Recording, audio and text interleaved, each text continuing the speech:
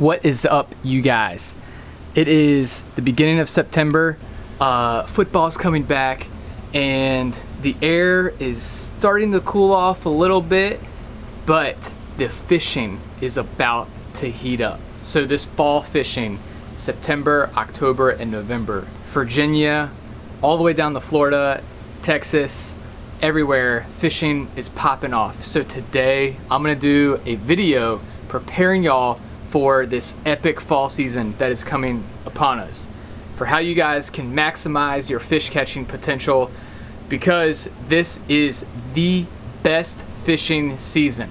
Fall, bar none, for all of your inshore species, trout, drum, and flounder. So for this video today, I want to talk to y'all about how you can maximize your fish catching potential for the inshore species, from Virginia, North Carolina, South Carolina, Georgia, Florida, all the way across to Texas, all of your inshore saltwater species. And don't let this fishing season pass you guys by, because from right now all the way through November is about to be game on for the best fishing. So in the fall, you have fish starting to move. You have fish migrating, you have bait migrating. And so one thing that we talk about on our channel a lot is what fish are motivated by, the three main things. And that is feeding, spawning, and comfort, in that order. So in the fall, you have really all three of those things happening. You have fish that are moving because they are getting ready to migrate.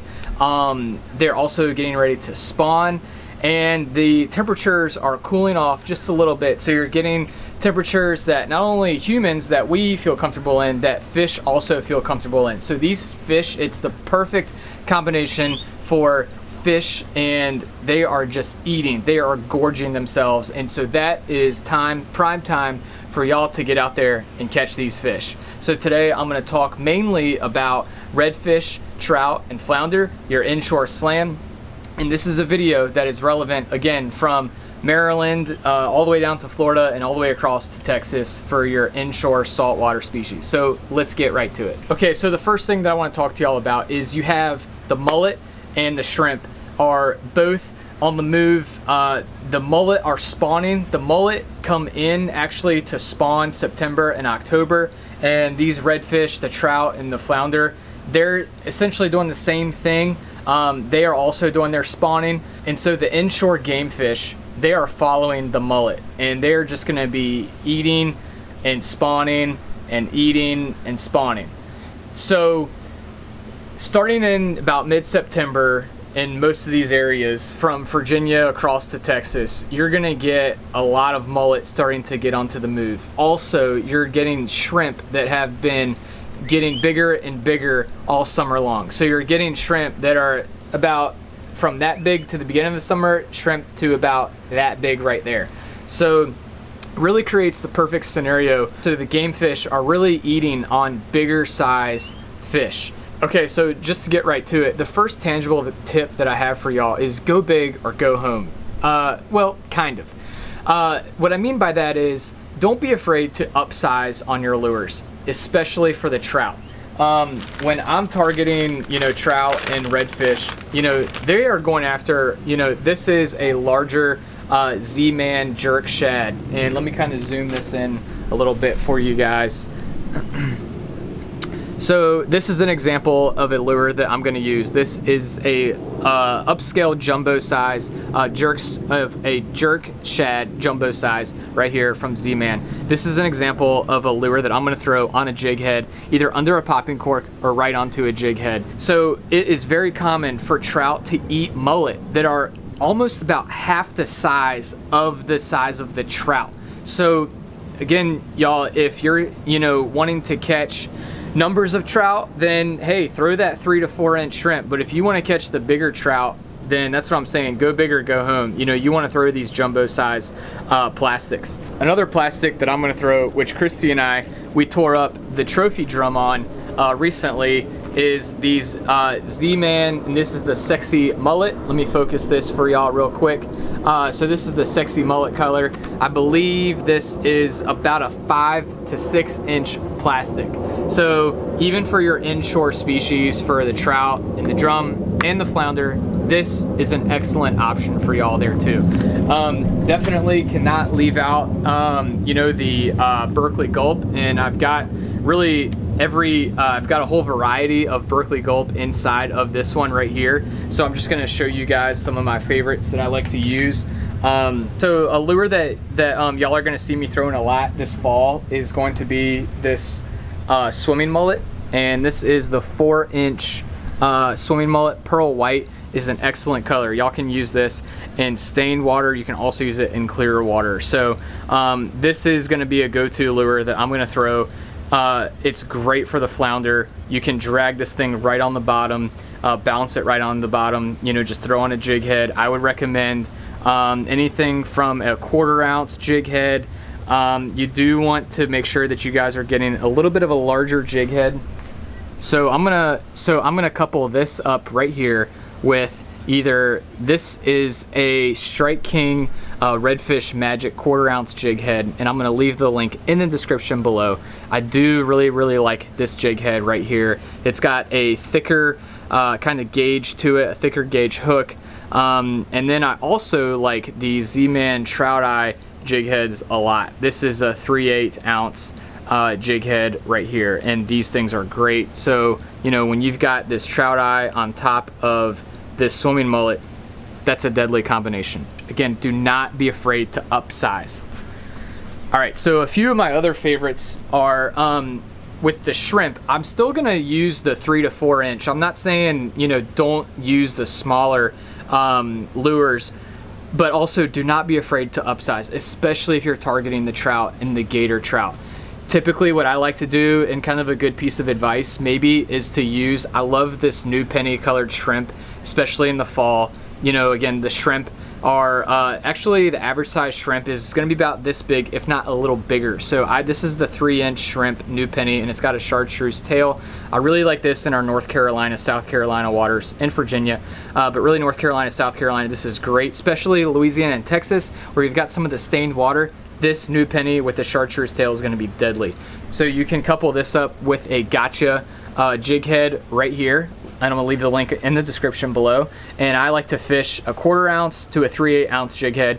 I'm going to use for flounder a 3/8 ounce jig head because I really want that jig head to be on the bottom.